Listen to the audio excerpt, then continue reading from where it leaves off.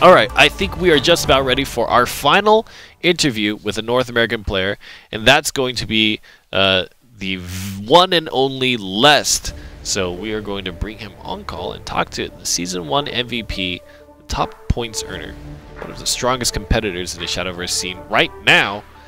And I'm really interested to see what he has to say and kind of get a look into the mind of Lest. I got to meet him a little bit, didn't really get to talk to him at Anime Expo, so that was kind of cool. But it'll be good to get his thoughts on the expansion and kind of how he feels the round robin is playing out, as well as now the World Grand Prix information. So I believe we have Lest on the line. Lest, how are you doing? Hey, cool, good. How about you? It's been a while since Anime Expo. Yeah, absolutely. It was a pleasure to meet. I wish we had more time to kind of hang out and talk. Lots of things kind of on my mind. We've got the expansion to talk about. We've got the World Grand Prix to talk about. Let's start with the expansion. What did you think of the trailer? Are you excited for it? What are you looking forward to? I think the trailer was really cool. So, although it didn't really reveal too much on the cards, but I really liked the art direction it took and everything. Yes. And so, I know you guys revealed a sword card yesterday, but I'm not exactly a big fan of the class. So, I'm more excited for, I guess, Forest Craft cards. Yes. Because for the Forest Craft, my favorite craft. I'm a big fan of Forest Craft, and incidentally, we will be revealing the legendary card after this interview, so maybe it'll be Forest. I don't know what it is, so it might be that right after this interview. That's what we'll be talking about. But Forest Craft is your favorite. I'm really looking forward to that as well. What do you think is, or what do you hope is kind of the big thing that they give Forest Craft? What option do you think you want Forest Craft to be provided in this expansion? I feel like, I'm not sure how they do it, but I want them to push a deck that doesn't focus on using Roach to kill the opponent. Like, because as of now, pretty much every Forest deck runs Roach as either the main win condition or the alternative win condition. Yes. So I think in this expansion, cards like Abby the Axe Girl were in a good direction, so it's obviously a really strong 2-drop follower, and it's trying to contest the same 2-drop spot as Roach, so I want to see cards like that. What's interesting, though, is when I think about it, I mean, I always think of Roach, and of course I'm not really an experienced player, but Roach to me is not really a 2-drop follower, right? Because you're never going to play it for 2-drop, right? You're really... Technically, it's like a 7 or 8 mana play, right? Because you're really only using it in that scenario, unless you're like desperate and trying to save yourself. So, like, I actually don't think you probably should be looking at 7, 8, 9 play point cost followers to kind of contest the Roach spot, don't you think? True, but the main interaction that I guess limits the playstyle of the deck, in my opinion, is how Goblin Mage searches out Roach, and you want it to only search out Roach. Right. So you so you don't want to cover up that 2 play point spot with other followers. So you try to incentivize that by giving really good 2-cost followers. So you want to include that. That's an interesting point. But there's a lot. I'd love to talk about Forest Craft all day. But let's talk a little bit about kind of your performance in Season 2. So far, you're doing really well, undefeated, 3-0. What is your approach to playing Shadowverse? Because you always bring such cool, flavorful, unique decks, and then in Season 2, I think you're just playing really consistent, solid decks as kind of an alternative. What is your approach? What inspired you to do things like play Imperial Dragoon? And, here's clarification. You did win with discard OTK Dragon Dude, right? That was you, right? No, I think that was someone else. Who was it? But I did use Imperial Dragoon as a finisher. Yeah. You did do that, and you got the killing blow with it, and it was sick. It was so awesome. But why do you do this? Nobody else was playing Imperial Dragoon. Well, back then, before I started participating in the NGE tournaments, I played a lot of Take-Two, and if I saw Dragon, I'd pick it. And Imperial Dragoon was like the card that pretty much every time I had it, I went 4-1 or 5-0, and I was like, okay, this is a great card, so I'm going to start trying it in Constructed, and it went well, so stuck with it. That's awesome. probably one of those more hidden gems out there, then I suppose, and you definitely piloted it really well. Going into Season 2, you've obviously got a fantastic record. Is there anybody in the group that you're in that you're kind of aware of that might be an obstacle for you that you think will be a challenge? What is your future in the round robin looking like? In the round robin, I'm fairly confident in my games. I think I went back and watched the VODs of and checked everyone's records, and I have a really, really high chance of making it on. Just based on, everyone's score at the moment. But yeah, you are certainly very well positioned. Yeah. What? So in that sense, when you get to the regional finals and you potentially win it and win that prize money, is there anything in particular that you are really looking forward to doing?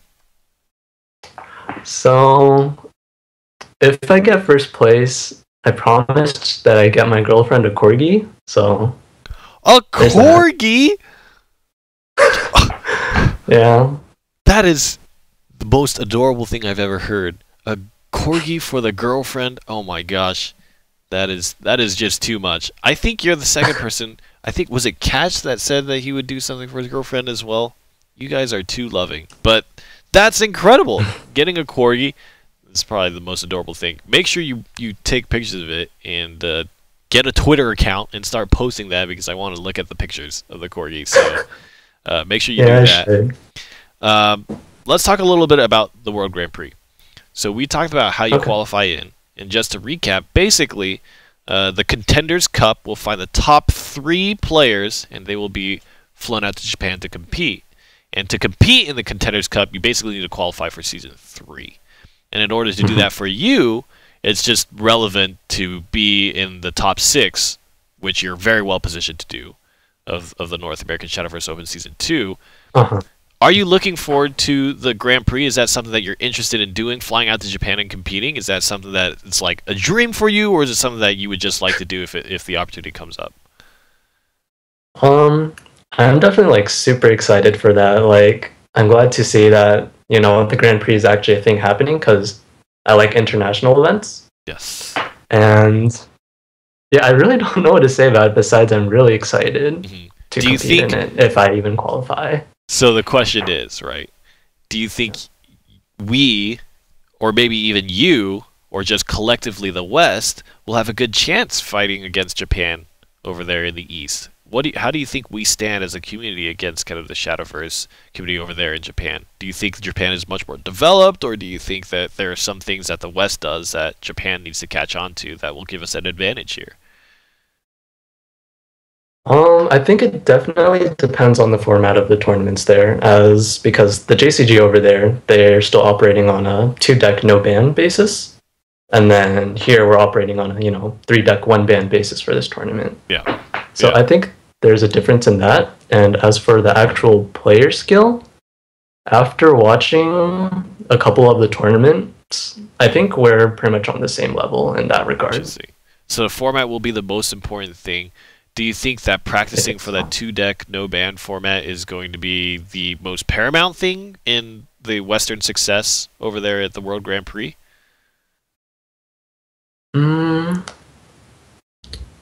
Maybe not. I feel like being the most prepared for, I guess the meta decks at the time is the most important.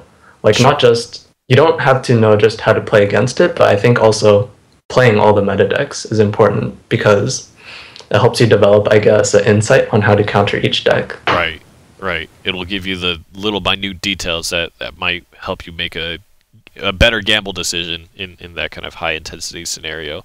But that's awesome. Les, is there any other things, do you stream? What do you do? Are you a student? Are you working a full-time job? What is the life of Les like? Honestly, it's pretty boring, but I graduated from college in June, so yeah, currently just searching for a job. What was your degree? In computer science. Oh my gosh, you are too smart to be... You know what? You know what you should do, Les? You should come visit us in Burbank, California, and you should do the math for me on desk so that I don't miss lethal anymore, because we need more mathematical, scientific people here.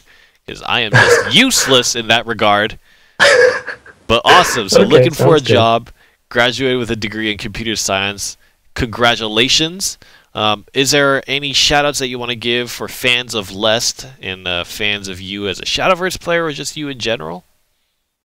I guess three main people come to mind. So first off is, I guess Aya is very familiar with this guy. Shadow Nexus's Sleet. Like, I actually knew him before we both started playing Shadowverse, and we both started around the same time. So we'd, talk about the game a lot and I guess develop as players together. And even though he doesn't play as much now, he's still like what I consider one of the smartest players that I've met. And continuing from that, I also have to shout out Nanjiro. So back in season 1 when I was competing, after my first victory, I pretty much go to him almost every week and ask him, does my deck look okay? Like, any interesting ideas? And he'd help me out with that, so big thanks to him. And last but not least, I have to thank my girlfriend Nancy for, I guess, supporting me in this, because when I started playing Shadowverse, like, she's like, okay, yeah, I'll start playing too, and then so we can talk about it, play together, have fun, and so on. So she's really supportive about that. Oh, you've got a team of people behind your back. It's often never for these competitors that they find success just on their own. But thank you so much for your time, Les. Good luck in your job search, and I suppose good luck in your attempts at getting into the World Grand Prix. But we have to move on. So again, thank you so much, Les, for your time, and